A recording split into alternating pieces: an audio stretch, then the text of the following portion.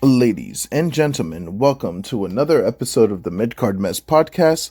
I am your host, not one, not two, but all three faces of Jamal, and this is your wrestling news. AEW Dynamite this week, and we also have New Japan, New Beginning, the road to New Beginning actually, because they got Zack Sabre Jr. and Hiroki Goto headlining New Beginning in I forget where it's at. I think it's in Osaka or Sapporo. It might be Sapporo. So like New Beginning in Sapporo with Hiroki Goto and Zack Sabre Jr. defending his IWGP Heavyweight Championship over there. So that's gonna be like the build up to that. Also, like, just so you guys know, if I'm fucking yawning and stuff like that, I'm just a little sore. Been training a lot. Oh my god. But look, I made it through the training, so, just got to keep pushing through, Anyway, back to the wrestling. Let's talk AEW Dynamite. This Dynamite was featured heavily with the fact of Jeff Jarrett maybe potentially getting an AEW World Heavyweight Championship match, and I'm just like, again, I keep saying it, you're like fucking 8,000 years old, and this is nothing to some of the older wrestlers out there, but, it's 2025, I really want to see somebody else other than the established stars get their opportunity and stuff like that. So, Jeff Jarrett even attempting to go after the world title is kind of strange to me. But this AEW Dynamite's main event was headlined by Mercedes Moné defending her championship against Yuka Sasazaki. And it's because Sasazaki won a battle royal, or the gauntlet match that they had last week and everything. So, she ended up winning that match, so she got her opportunity to face Mercedes Moné here tonight.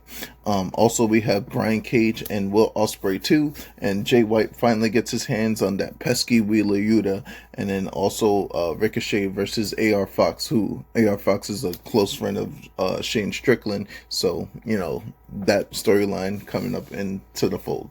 Alright, so we're going to start off the show basically with the Don Callis family out there, with Cage being featured in his match against Will Ospreay.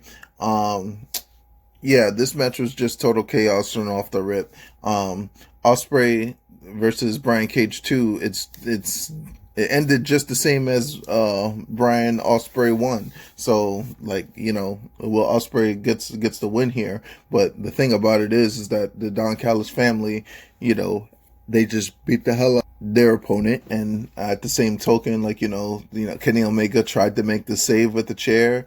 He got swarmed and he got beat the hell up. And this is the second time in 2 weeks that the Don Callis family has overpowered Will Ospreay and Kenny Omega. Now, I don't know if they're trying to plan a big win in Australia for Kenny Omega and Will Ospreay, but, it doesn't behoove them at all, like, fucking around with the Don Callis family, because they've been whooping their ass the whole time. I mean, even with the win, with the Will Ospreay win, it's making me think that Don Callis family is going to handle them at Grand Slam in Australia. So that's going to be on February the 15th, by the way.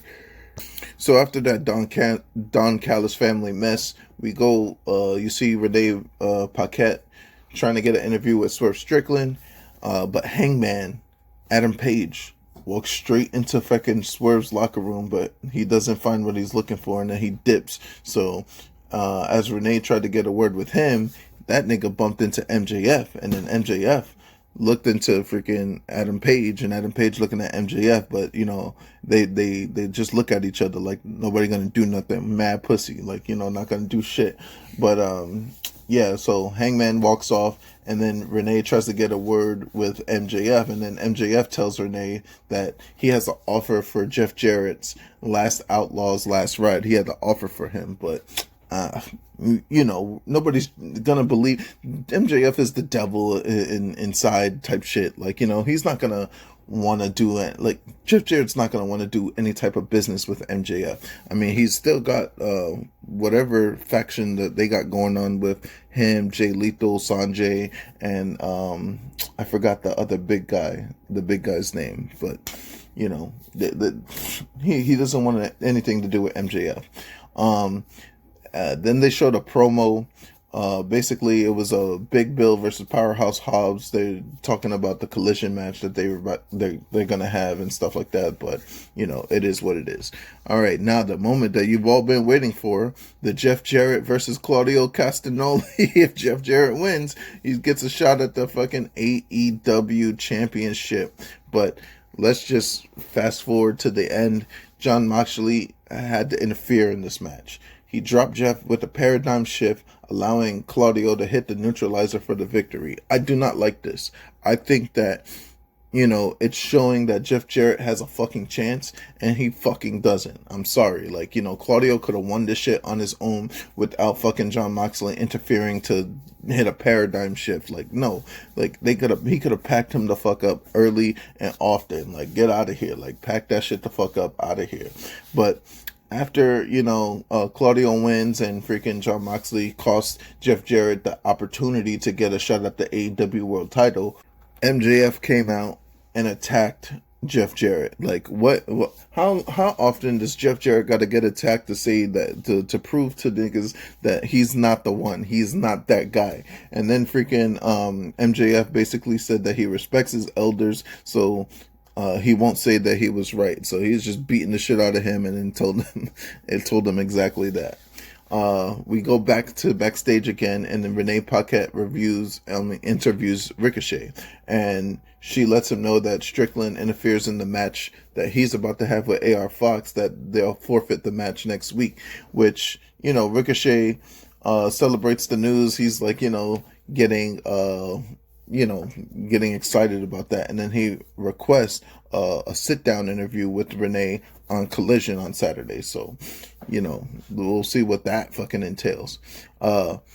In the end, Ricochet and AR Fox had a great match. Like, you know, you expect to see a bunch of high flying here. Ricochet is one of the best high-flying athletes in the world today. Like, there's just no ifs, ands, what's, fuss about it.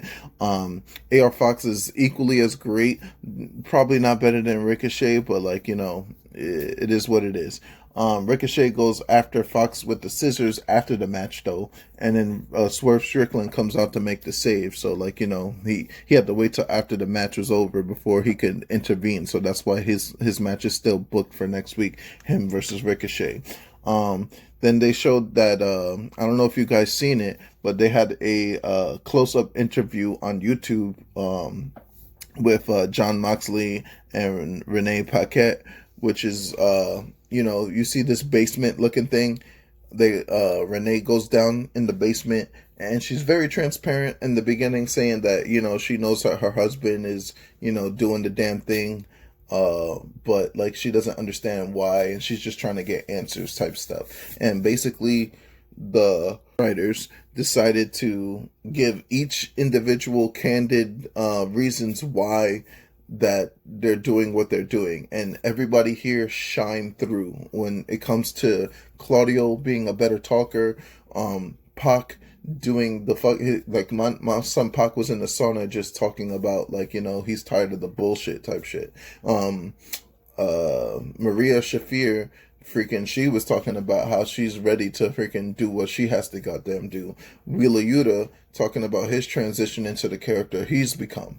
And then obviously Jon Moxley is like, you know, basically, you can fucking stand with us or get fucking pushed aside and stuff like that. And if you don't like what the fuck we're doing, just enjoy the fucking ride. That's what he said. Enjoy the ride. Shut up and enjoy the ride. All right, we go back to the wrestling, and then you see Wheeler Yuta, part of the Death Riders, facing off against Jay White. But, you know, if you're going against Jay White, the Switchblade, the catalyst of pro wrestling, then I don't know, bro. You're probably not gonna have a good night. And basically, Jay White did what he was going to do and defeat Wheeler Yuta. John Moxley and Claudio Castagnoli tried to come out and tried to attack Jay White, but Adam Copeland, I'm not gonna call him Cope, it's Adam Copeland, fucking Dax Harwood, and Cash Wheeler went to make the save. So Rated FTR is going to challenge the Death Riders to a Mid-South street fight for Saturday Collision. So basically, they're going to challenge them to a street fight. They're in Atlanta type shit. So I don't know. I don't know. Mid-South street fight. I don't know what the fuck that is. It's a street fight. Just say it's a street fight. All these stupid ass names for fucking degular ass matches. Like, you know, even WWE with this, oh, this is bloodline rules. Like, get the fuck out of here. Just say it's no rules, my nigga. Like, the fuck? What are we talking about? Like, you know, just degular moves. I let the wrestler be the gimmick, not the match be the gimmick. The only gimmick matches there should be is ladders, tables, TLC matches, hell in any type of cage. So like I'm talking any type of cage. So that includes War Games, Elimination Chamber, Hell in a Cell, like, you know, any type of that. Like, you know, they use those as gimmick matches. Royal Rumbles, Battle Royals, like stuff of that nature. Like let the wrestlers do the gimmicks, man. Like stop it. So the next little couple of everything in AEW is just a bunch of fucking promos leading off into the main event, which is going to be Mercedes Moné versus Yuka Sasaki. But yeah, we're going to go talk about these fucking vignettes. They did a recap of Timeless Tony Storm reemergence. So like basically, you know, her declaring that she was playing a role because Tony Storm has got one of the greatest characters in wrestling right now.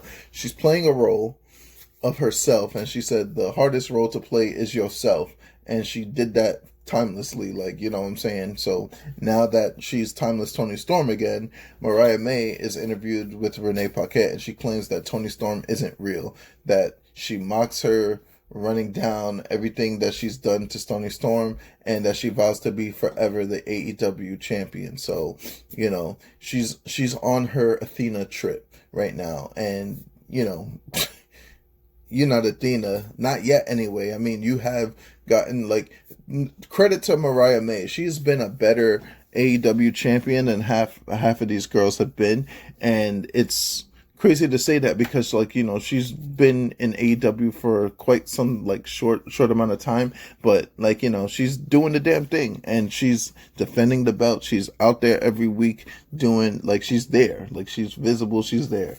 But, you know, when it comes to Australia being Tony Storm's hometown, you know, it looks like Tony Storm might take the title back. And I can't wait for that big ass pop. That big pop.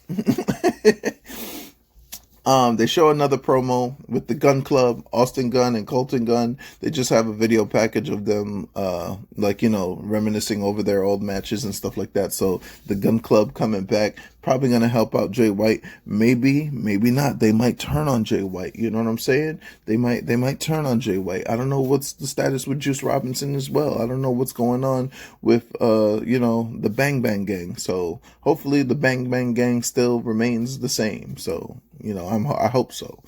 Then they had the Hurt Syndicate vignette. Obviously, they're the new AEW Tag Team Champions. They're just talking about how, you know, dominant they've been ever since they got here, and how they're gonna hurt people. We hurt people. Hey, yeah, we hurt people.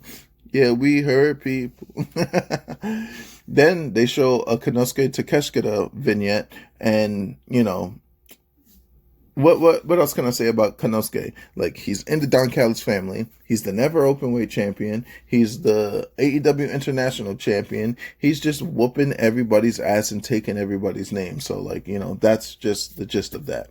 Deonna Purrazzo and Taya Valkyrie then vow to get revenge on Harley Cameron for, I don't know what the fuck. Like, you know, this was mad random to me because Deonna Purrazzo and Taya Valkyrie are on fucking Ring of Honor doing the damn thing, but to get revenge on Harley Cameron, I don't know what the fuck that's about. So, all right, so then we go into the match with Mercedes Moné versus Yuka Sasaki, and this was a typical Mercedes Moné match, but at the same time, it's like, you know, Sasha Banks Mercedes Moné, like whatever you want to fucking call her, fucking she is wrestling people that she hasn't wrestled before, and she's just getting into the swing of things on trying not to work the WWE route. She's got these 4 belts, like, you know, the New Japan Strong, she's got the AEW TBS Championship, she's, you know, got these other 2 titles, the British championship, like, you know, I don't know, man. She's just got, so she got these belts, and she thinks like she's the female Kenny Omega or some shit. But that was AEW Dynamite. Freaking Mercedes Moné does defeat Yuka Sakazaki and retains the TBS championship, and that's how we end Dynamite. Ladies and gentlemen, if you haven't already, please like, share, and subscribe to the YouTube, to the SoundCloud, to anything that the Midcard Mess got going on. As you know, I am doing you know, I'm trying to get these numbers up. I'm trying to get these numbers up. That's probably not going to help me, but it's okay. For the 7 of you that's out there listening, I appreciate y'all with all my heart. All right, let's get down to some New Japan Pro Wrestling. Road to New Beginning, man. And, you know, obviously it's a New Japan show.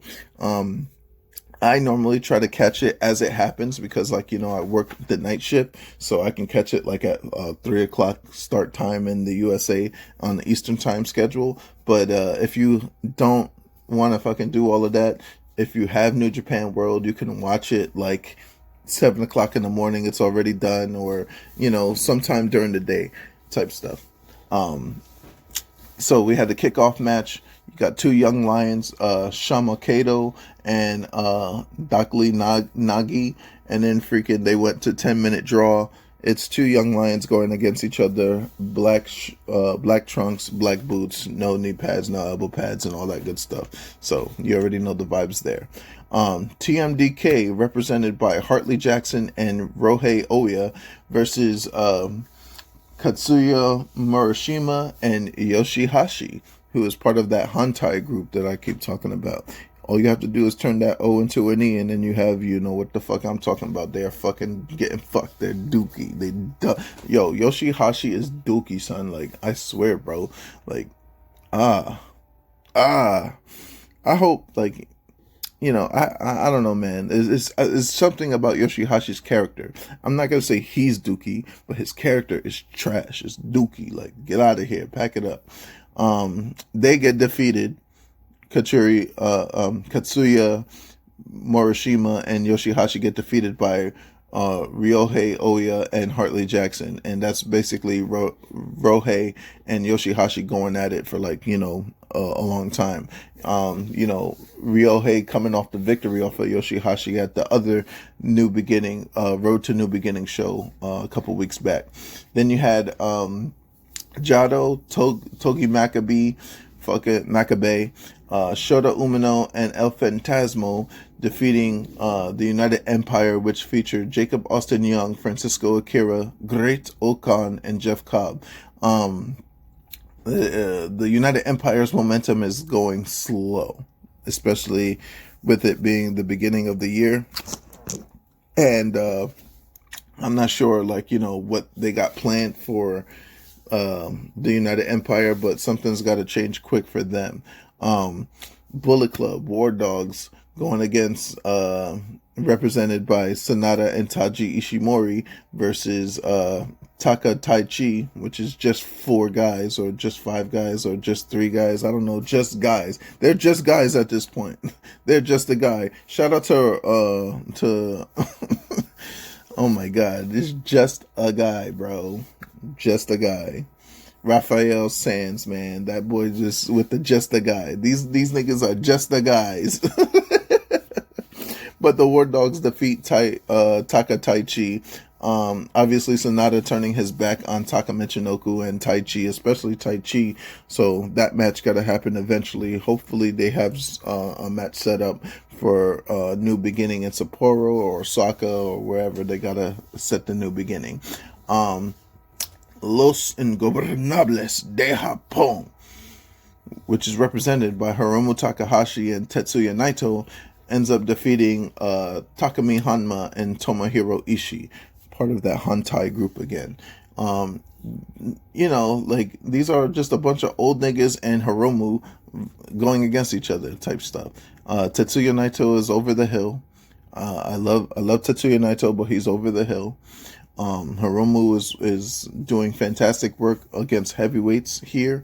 Takami Hanma, old as hell. Tomohiro Ishii, old as fuck. Like, so at some point, guys, we gotta get it together. Let's pack them the fuck up. Like, I mean, in Japan it's a little different because Japan and Mexico actually, because those guys wrestle for a long time. I'm talking about from like when they're 21 and they don't stop wrestling till they're like 60 something years old type shit. So yeah, like they're different. And to be in the ring wrestling like that at 60, as somebody that's training to be a pro wrestler, like mad respect there. But at the same time, it's time to let that shit go. Please, that shit fucking hurts, man. Just the training alone hurts. Like, you want to fucking actually do the damn thing? That's crazy. Next match on the docket would feature the War Dogs, which is represented by Clark Connors, Drilla Maloney, and the Madman Gabe Kidd. And then they go against Los Ingobernables de Japón, represented by Bushi, Shingo Takagi, and Yota Tsuji. And, it's all or nothing for these guys. I mean, the War Dogs are the War Dogs, and this is my favorite iteration of the War Dogs here. I just wish that Alex Coughlin didn't get injured, son, because if he was there, bro, it would be crazy. But these are the original iteration of the War Dogs. It's my favorite combination of them, so you already know the vibes. Gabe Kidd, Drilla Maloney, and Clark Connors handle their business. They take care of Los Ingobernables de Japón, and they continue their momentum. So Bullet Club got all this momentum going on, and it's crazy. Never open weight 6-man tag team champions, House of Torture, represented by Ren Narita, Yujiro Takahashi, and Sho, defeated Hiroshi Tanahashi, Toru Yano, and Bolton Oleg to win the Never Openweight 6-man tag team champions. So we got new 6-man tag team champions in the house, and the house is of torture. That's stupid. I'm sorry. The main event time, you had TMDK represented by Robbie Eagles and Kosei Fujita, and the IWGP Heavyweight Champion of the World, Zack Sabre Jr. versus Yo, El Desperado, and Hiroki Goto. And TMDK beats them handily. Obviously, Hiroki Goto and Zack Sabre Jr. about to fight for this belt, the IWGP Heavyweight Championship belt, that is, and he's ready in motion for, he's ready. He's ready for that fucking IWGP Heavyweight Championship match. No shade to Hiroki Goto. He's been IWGP Heavyweight Champion before, or I think that he's been once. Or it's either that he's been it once or he's challenged for it a long time ago. This is like 07, 08 or some shit like that. Maybe even 05 or 05, 06 perhaps. Yeah, man, like I really want to root for him to win, but at the same time, like, Zack Sabre Jr. is doing crazy good right now with TMDK as a group overall, and also as the IWGP Heavyweight Champion. So I don't see him dropping the belt anytime soon, especially to the likes of Hiroki Goto.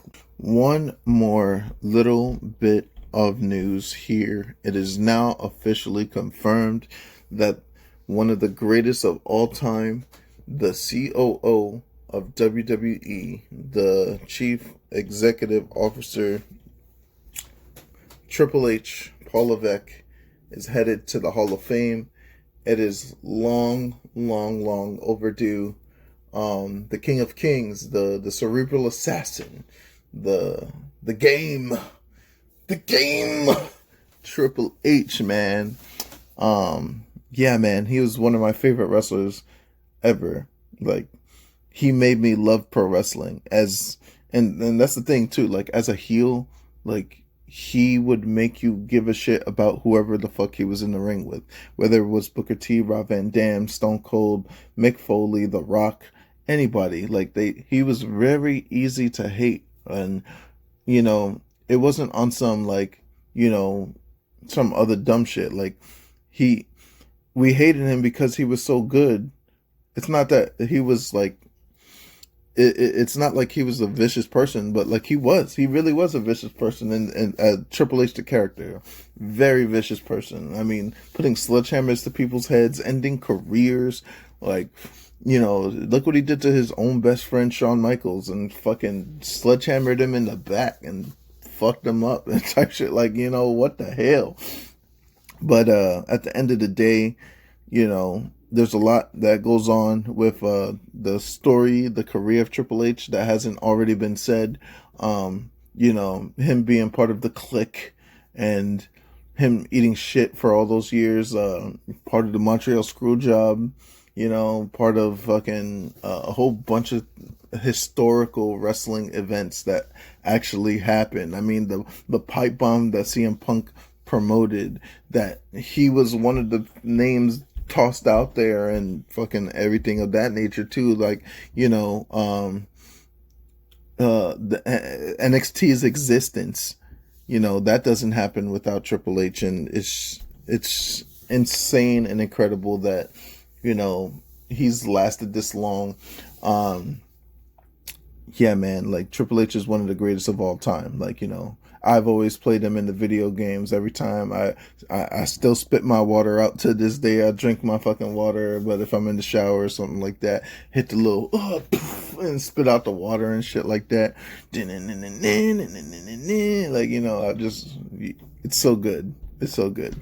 Congratulations to Mr. Paul Levesque, aka The Game, Triple H. So, yeah, finally in the Hall of Fame. Congratulations, man. All right, and that is going to be it for me today. Ladies and gentlemen, please like, share, and subscribe on the YouTube. I'm on Three Faces of Jamal on SoundCloud. You can also follow me on all of my other endeavors on Three Faces of Jamal. Just type it in Google, number 3 Faces of Jamal, Jemal. And I will see you guys on the next one. Peace.